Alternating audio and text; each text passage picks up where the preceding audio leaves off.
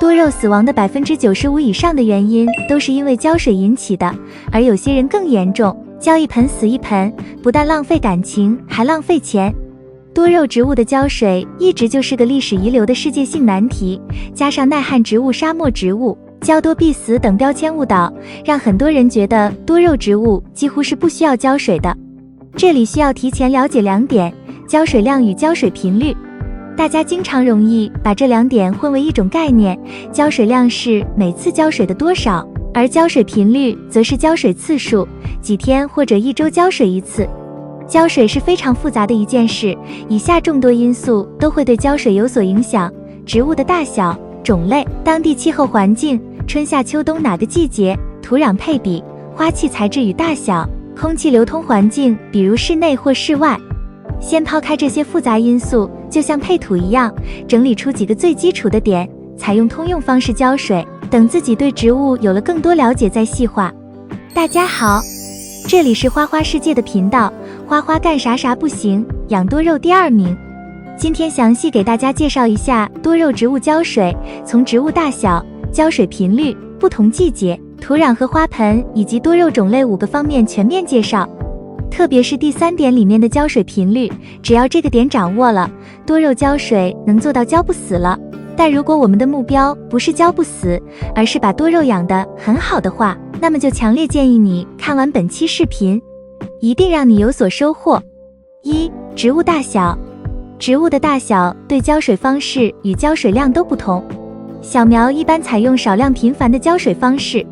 也就是每天浇水1次，每次一点点，让土壤表层湿润即可。因为幼苗的根系本来就很少，浇太多水吸收不到，反而容易滋生病菌或浸泡根系，引起腐烂。成株则采用单次浇够、间隔拉长的方式，也就是1次浇水，直接浇透或倒入花盆体积2/3的水，1周左右1次。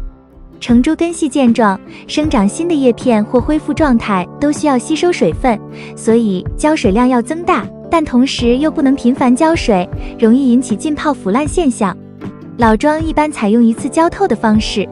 ，1次浇到花器底部出水孔出水为止，平均1个月1至2次。大部分老桩配土颗粒比较多，水分流失会很快，更利于透气，而植物本身也木质化，吸收减少。2、学会观察植物状态浇水。只要发现叶片褶皱或者变软，无疑都是缺水的表现，需要立即浇水。正常情况下3至5天就能够恢复饱满，但12卷玉露类更慢一些，大概要10天以上。如果连续浇水后植物依旧褶皱不饱满，说明根系必然不好，或者土壤结板导致水分无法渗入土壤中，需要挖出来重新翻土并检查根系情况。3、季节不同，浇水不同。春秋2季是多肉植物的生长季节，这个时候保持正常浇水。如果天气较好，通风不错，水分挥发速度会加快，所以浇水也许会更加频繁一些。原本只需要1周浇水1次的成年株，3至4天左右就要浇水，而老桩更是1周就要浇透水1次。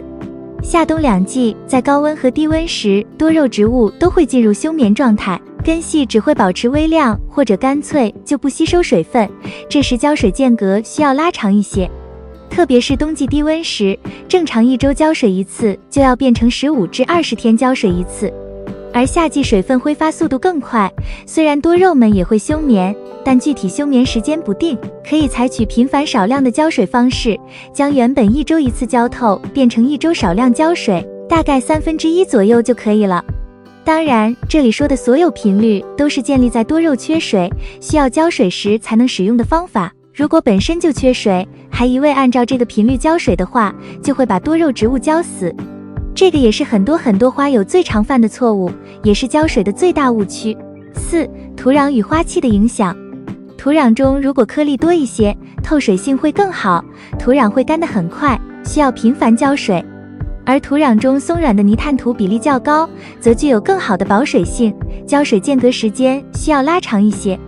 花器的影响则更大，红桃盆栽种多肉植物，大部分时候都会处于缺水状态，所以大家常会发现多肉处于褶皱或者叶片软绵绵的状态，必然就是缺水了。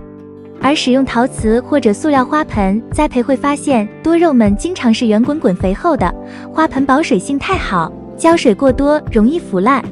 而花器的大小形态也是有很大影响的。这里举例，宽口浅花盆，口径较大，水分的挥发速度会更快，较浅又不能储存太多水分，所以这类花器可以频繁多浇水。而较深小口花盆储水量很大，水分挥发较难，所以在正常浇水后，间隔时间可以再拉长一些。朋友在西藏养的多肉，土壤中90%都是泥炭土，浇水也比较频繁。多肉们不但肥壮，颜色也十分好，茎叶直径甚至都超过了10公分。在独特的气候环境下，养护方式又改变了，归功于当地日照强、温差大、海拔高。一些特别的花器，比如玻璃球栽种也是很有意思的，底部没有孔，1个月2次左右浇水，依旧能生长得很好。玻璃器皿内部也能积攒水汽。小海螺栽种多肉后垂钓起来也是不错的花器，由于浇水比较麻烦，大概1个月2至3次，所以生长速度也减慢了。5. 品种不同，对水分需求不同。目前常见主要分为3大类，景天科这类细分每个属对水分的需求又有所不同，不过大家只需要了解一点就好，植物越大，所需的水分越多，植物越小，需要的水分就少。而如果想控型，就只让它们长到固定大小，也可以通过减少浇水来实现。而景天科里夏季最怕水的是长生草，到了夏天特别害怕闷湿，一定要断水，否则一个晴天就全部烂死。它们的原生地都在北欧，喜欢干燥凉爽的气候，而国内长江流域气候又正好相反。番杏科常见的番杏主要分为2大类，生石花包括生石花、肉锥、地狱和其他容易群生的地被番杏，比如枝干番杏、奔龙、碧玉莲、鹿角海棠等。前者所需要的水分并不多，并且夏季和冬季都是休眠期，几乎处于彻底断水的状态，浇水容易烂，哪怕植物褶皱起来也要控制住自己，主要浇水在春秋季。后者在国外大多生长在沿海岸，属于常见地被植物，所需水分很多，除了夏季需要控水外，其余3个季节都可以正常浇水，发现褶皱立即浇透。具体来说就是5时淋浴，盆栽极容易死，浇多涝死，浇少干死。地栽后不需要怎么管，反而活得很好，浇水也十分随意。生石花春秋浇水生长，夏冬断水。四海波夏季断水，其余季节正常浇水，需求水分较多。碧玉莲1年4季都很喜水。12卷玉露类，这类比较奇怪，相对于前面2种更喜水一些，但水分过多，根系被浸泡着也很容易烂，所以需要搭配透气较好或者鼻孔较大的花盆栽培。这类更喜欢空气中含有较多的水分，日常没事可以对着叶面喷水玩。还有一些特别的组合盆栽，这类是最不怕水的啦，植物种类多，对水分的需求也更高，通风环境良好的情况下，可以随便噗噗噗的灌水，当然1个月浇水1次也一点问题没有，并且颜色会更美。